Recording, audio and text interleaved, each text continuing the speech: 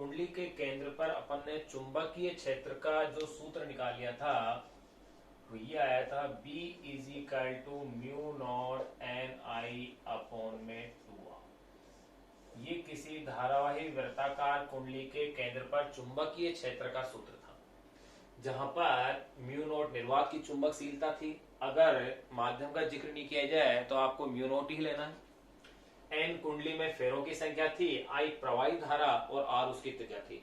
अब इस पर आधारित अपनी बुक के अनसोल्ड क्वेश्चन अपन सोल्व करते हैं। सोल्व एग्जांपल आप देखिएगा अनसोल्ड क्वेश्चन के अंदर पहला जो क्वेश्चन है अपने पास, क्या क्वेश्चन दिया है। देखो क्वेश्चन ये कह रहे हैं एक तार की एक वृत्ताकार कुंडली में 100 फेरे हैं, यानी फेरों की संख्या दी हुई है। तार की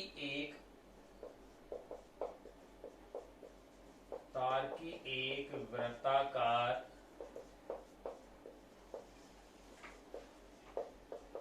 कुंडली में 100 फेरे हैं। ये अपने आंकिक प्रश्न जो अनसोल्ड है उसका पहला क्वेश्चन है संभवतः। तार की एक वृत्ताकार कुंडली में 100 फेरे हैं, प्रत्येक की त्रिज्या 8 सेंटीमीटर है। प्रत्येक की त्रिज्या 8 सेंटीमीटर त्रिज्या आपको दे दी है, फेरों की संख्या आपको दे दी है और इनमें 0.40 एम्पियर विद्युत धारा प्रवाहित हो रही है।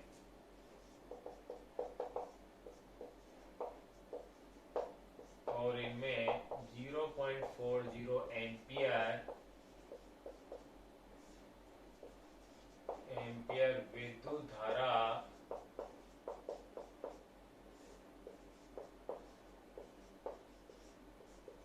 प्रवाहित हो रही है, यानी धारा का मान भी दे दिया है।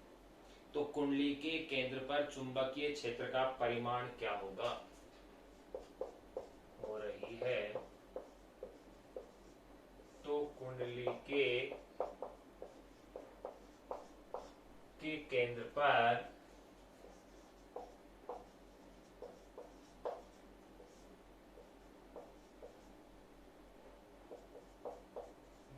चुंबकीय क्षेत्र का परिमाण क्या होगा, ये अपन को ज्ञात करना है। तो देखिए क्वेश्चन के सबसे पहले अपन आंकड़े लिखें कि क्या क्या वैल्यूज आपको दी गई हैं क्वेश्चन के अंदर। कुंडली में 100 फेरे हैं, N is equal to 100 tons. 100 tons आपको दिए हुए हैं, 100 फेरे दिए हुए हैं और प्रत्येक फेरे की त्रिज्या भी आपको दी हुई है 8 सेंटीमीटर, यानी कि 8 गुणा 10 की घात -2 मीटर। ये भी आपको दी हुई और इसमें 0.40 एम्पियर की विद्युत धारा क्या हो रही है, प्रवाहित, यानी I is equal to 0.40 ampere की, जिसे आप लिख सकते हैं 4 इंटू 10⁻⁴ एम्पियर। बात एक ही है, 0.40। कुंडली के केंद्र पर चुंबकीय क्षेत्र का मान ज्ञात करना है, BC का मान अपन को निकालना है। तो देखिए कितना इजी क्वेश्चन है, केवल फॉर्मूला बेस्ड क्वेश्चन है, सीधा फॉर्मूले में आपको वैल्यूज पुट करनी है। BC is equal to mu not N I upon में 2r, ये आपके पास फॉर्मूला है। इस फॉर्मूले में आप केवल वैल्यूज पुट करेंगे, बाकी आपको कुछ करने की जरूरत नहीं है। कैलकुलेशन भी इजी है इसकी। म्यू नॉट की वैल्यू आप जानते हैं कि 4 पाई इंटू 10⁻⁻⁷ है। n की वैल्यू 100, यानी कि 10 की पावर प्लस में 2 है। I की वैल्यू 4 इंटू 10⁻⁻⁻1 है, मैंने सबको पावर में चेंज किया है 2। R की वैल्यू 8 इंटू 10⁻⁻2 है। अब इसकी आपको कैलकुलेशंस करनी है, तो देखिए कैलकुलेशन में ध्यान दीजिएगा। 4 से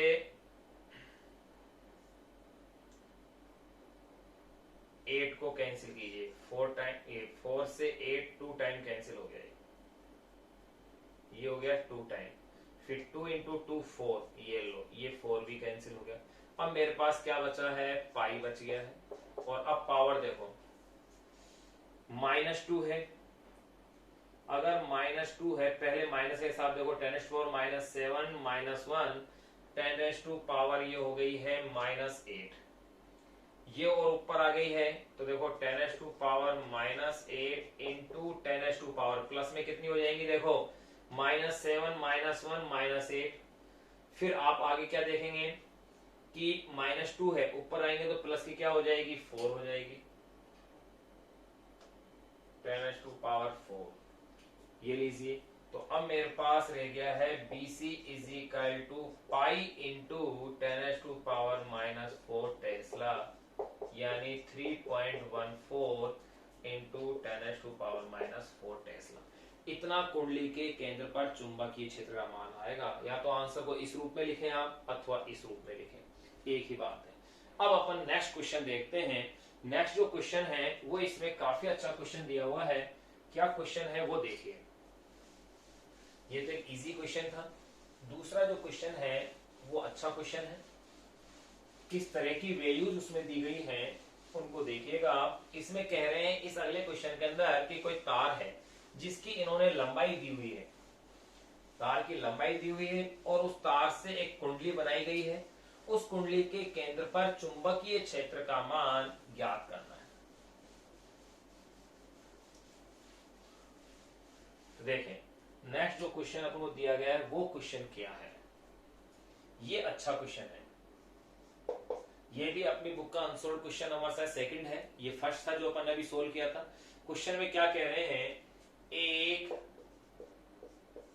6.28 मीटर लंबे तार से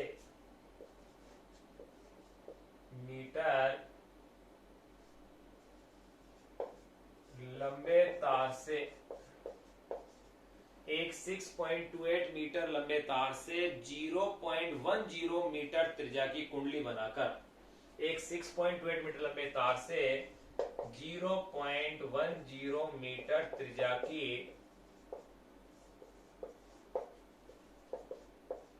की कुंडली बनाकर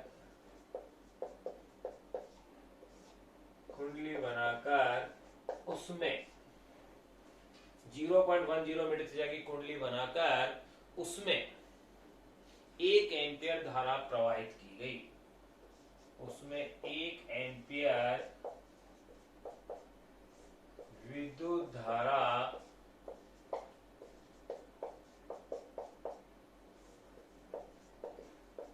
प्रवाहित की गई। तो इसके केंद्र पर चुंबकीय क्षेत्र का मान ज्ञात कीजिए। तो इसके केंद्र पर चुंबकीय क्षेत्र का मान ज्ञात कीजिए।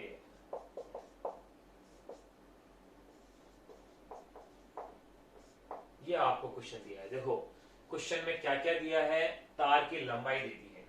मैंने मान ली तार की लंबाई स्मॉल एल है 6.28 मीटर है। त्रिज्या जो कुंडली बनाई है उसकी त्रिज्या 0.10 मीटर है। उसमें 1 एम्पियर की धारा I is equal to 1 ampere भी दे दिया।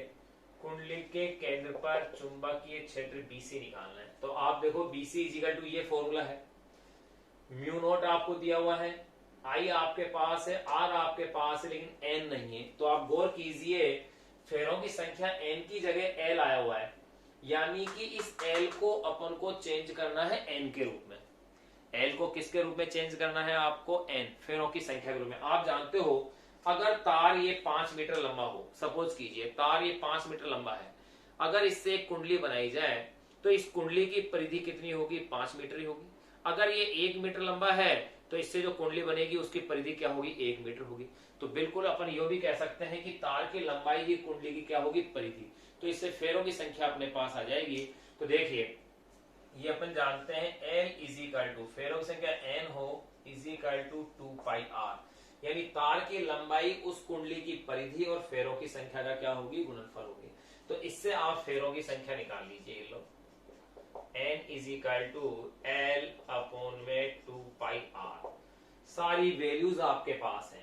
एल की वैल्यू आपके पास है 6.28, 2 पाई की वैल्यू 3.14, आर की वैल्यू 0.10। देखो 3.14 से 6.28, 2 टाइम कैंसिल हुआ, 2 से 2 कैंसिल हो गया, यानी 1 में 0.10, तो ये हो गया है 100, 100 फेरे कह दो। कितने फेरे हो गए? 100 के 0.1 है तो ये हो गए 10 फेरे, यानी 10 फेरे यानी कि 10 टन्स अपने पास आ गए हैं। फेरों की संख्या अपने पास कितनी आ गई है? 10 आ गई है, क्योंकि ये 0.1 है, पॉइंट हटा दे 0 आ जाएगी, तो 10 फेरे अपने पास आ गए। अब देखिए कुंडली के केंद्र पर, इस क्वेश्चन में बस यही एक अच्छी चीज थी कि अपन को इसमें फेरों की संख्या ज्ञात करनी है। अच्छा क्वेश्चन है, बोर्ड के एग्जाम के पॉइंट ऑफ व्यू से भी इंपॉर्टेंट क्वेश्चन बन गया। BC इज इक्वल टू क्या फॉर्मूला है? म्यू नॉट NI अपॉन में 2R से। इस फॉर्मूले से अगर आप देखते हो तो देखो म्यू नॉट की वैल्यू है 4 पाई इंटू 10⁻⁻7, फिक्स है। n की वैल्यू आप देख चुके हैं 10 आए हैं। I की वैल्यू कितनी है? 1 एम्पियर है। 2 की वैल्यू 2, R की वैल्यू इन्होंने दी हुई है क्वेश्चन में 0.10। ये लीजिए, अब आप इसे सोल्व कीजिए। देखो कैसे अपन सोल्व करेंगे? 2 से 4 2 टाइम कैंसिल हो गया, तो मेरे पास रह गया है ये 2 पाई इनटू, अब पावर की कैलकुलेशन देखो आप, यहां 0.1 है, यानी कि एक पावर 10⁻² हो गई, यानी 10⁻⁻ क्या रह गई है? 5 टेस्ला। ये मेरे पास चुंबकीय क्षेत्र का मान आ गया है इस क्वेश्चन में। इसी को मैं इस प्रकार भी लिख सकता हूं, BC इज इक्वल टू 2 की वैल्यू 2, पाई की value 3.14, 10⁻⁻5 tesla is equal to 3.14 को 2 से मल्टीप्लाई कीजिए 6.28 इंटू 10⁻⁻5 टेस्ला। ये इस क्वेश्चन में 6.28 10⁻⁻5 टेस्ला अपने पास आंसर आ गया। अब एक क्वेश्चन जो इसमें ऑब्जेक्टिव टाइप से दिया हुआ है, छोटा सा क्वेश्चन है, अच्छा क्वेश्चन है, उसको और अपन सोल्व कर लेते हैं। उस क्वेश्चन में क्या दिया हुआ है, इसके बाद फिर अपन किसी कुंडली की अक्ष पर किसी बिंदु पर चुंबकीय क्षेत्र की तीव्रता का मान ज्ञात करेंगे। देखिए वो क्वेश्चन क्या है।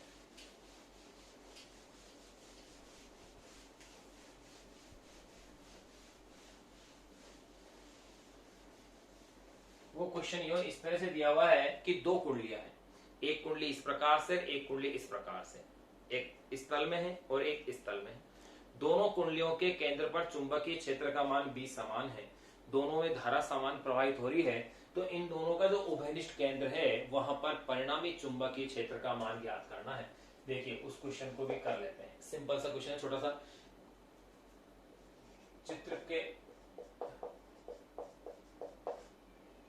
चित्रानुसार यानी चित्र बनाएंगे। चित्रानुसार दो समरूप कुंडलियों में, चित्रानुसार दो समरूप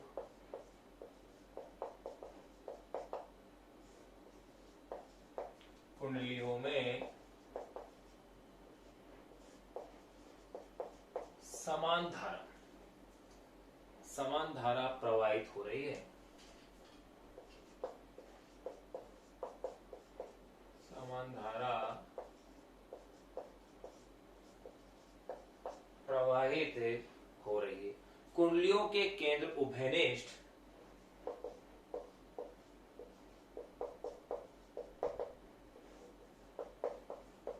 कुंडलियों के केंद्र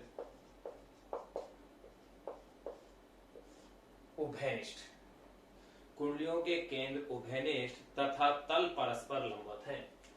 उभयनिष्ठ तथा तल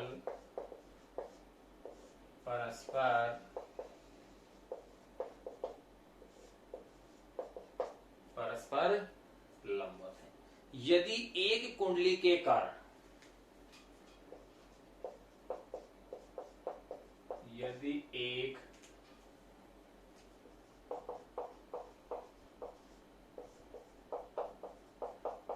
कुंडली के कारण इसके केंद्र पर चुंबकीय क्षेत्र B हो, यदि एक कुंडली के कारण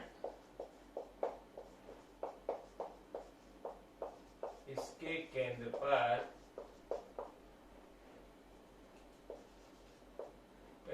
चुंबकीय क्षेत्र B हो तो एक कुंडली के कारण चुंबकीय क्षेत्र कैपिटल B हो तो उभयनिष्ठ केंद्र पर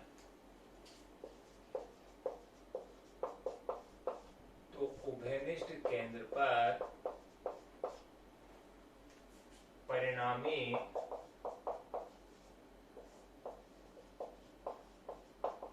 चुंबकीय क्षेत्र क्या होगा। देखिए क्या छोटा सा क्वेश्चन अपन को दिया हुआ है, इस तरह से दिया हुआ है कि एक कुंडली तो ये रही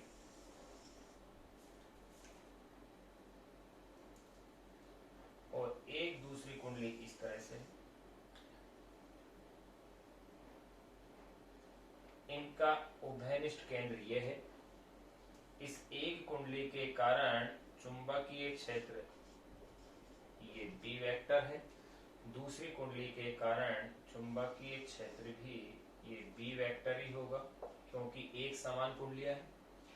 इनके तल परस्पर लंबवत है। इस कुंडली में प्रवाहित धारा ऐसे है, इस डायरेक्शन में है, तो इस कुंडली में भी डायरेक्शन यही है।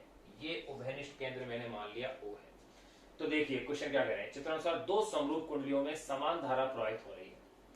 धारा का मान समान है तो चुंबकीय क्षेत्र भी समान होना है और समरूप है और कुंडलियों के केंद्र उभयनिष्ठ है और तल परस्पर लंबवत है। देखो कुंडलियों के केंद्र तो उभयनिष्ठ है और तल परस्पर क्या है, लंबवत है।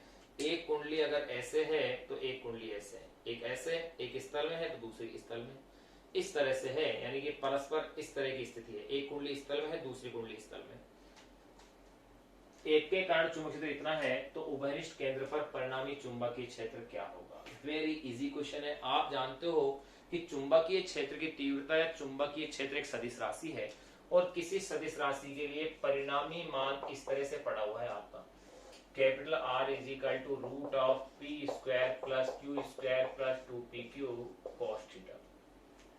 यहां अपन क्या देखेंगे, R की जगह परिणामी चुंबकीय क्षेत्र BR आ गया, यानी कि रिजल्टेंट मैग्नेटिक फील्ड है।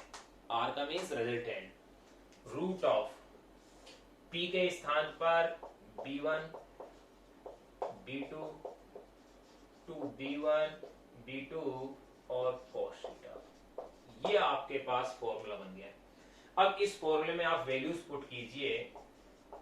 आपको पता है कि एक कुंडली के कारण जो धारा होगी वही दूसरी कुंडली के कारण, एक कुंडली के कारण जो चुंबकीय क्षेत्र होगा वही सेम चुंबकीय क्षेत्र दूसरी कुंडली के कारण होगा, लेकिन दोनों कुंडलियों के तल परस्पर लंबवत स्थिति में है।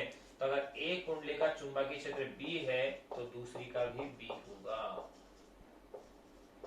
और ये हो गया 90। cos 90 की वैल्यू क्या होगी, 0 root of B square plus B square cos 90 degree is equal to 0। तो रिजल्टेंट फाइनल क्या आ गया, B is equal to root of 2B। ध्यान रखना रूट ऑफ 2, B रूट से बाहर आ गया है। ये अपने पास इसमें फाइनल आंसर आ गया। अब अपन बातें करेंगे कुंडली की अक्ष पर स्थित किसी बिंदु पर परिणामी चुंबकीय क्षेत्र की किसी बिंदु पर चुंबकीय क्षेत्र की तीव्रता का व्यंजक, जो कि वेरी इंपॉर्टेंट डेरिवेशन है, उसको अब अपन सॉल्व करेंगे।